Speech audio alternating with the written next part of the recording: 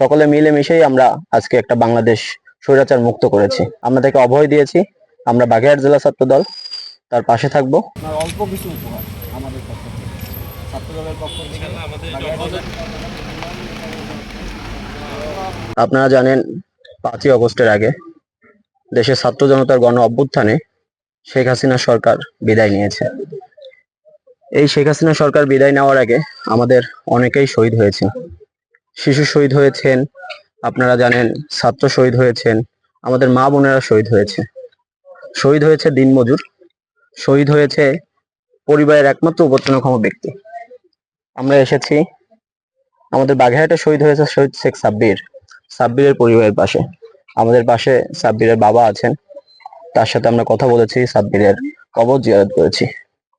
যারা শহীদ হয়েছেন মহান রব্বুল আলামিন তাদেরকে জান্নাতুল ফেরদাউস নসিব করুক, তার আত্মার মাগফিরাত কামনা করি। আমরা দেশনায়ক জনাব তারেক রহমান সাম্য ও মানবিক বাংলাদেশের দিকে আগাচ্ছেন।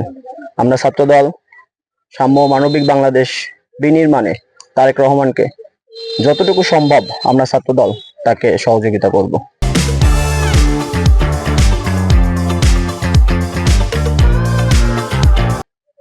আপনারা জানেন আমরা এমন একটা জায়গায় বসে কথা বলছি যেখানে মানুষ কথা বলতে পারেনি। আওয়ামী লীগের বাইরে যারা ছিল তারা কখনো কথা বলতে পারেনি, রাস্তায় উঠতে পারেনি। আমরা সেই একটা অবস্থায় দাঁড়িয়ে কথা বলেছিলাম অনেক আগে। আমরা এখন একটা সুন্দর বাংলাদেশে, যেখানে সবাই কথা বলার সুযোগ পাচ্ছে, আমরা সেই বাংলাদেশে বসে কথা বলতেছি। এবং এই বাংলাদেশ বিনির্মাণে ছাত্র জনতা আমাদের সাথে ছিল, ছাত্র জনতার সাথে সকলেই আমাদের সাথে ছিল। সকলে মিলেমিশেই আমরা আজকে একটা বাংলাদেশ স্বৈরাচার মুক্ত করেছি।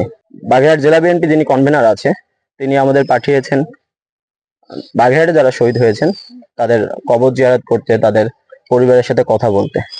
আমরা এসেছি তার বার্তা পৌঁছে দিতে।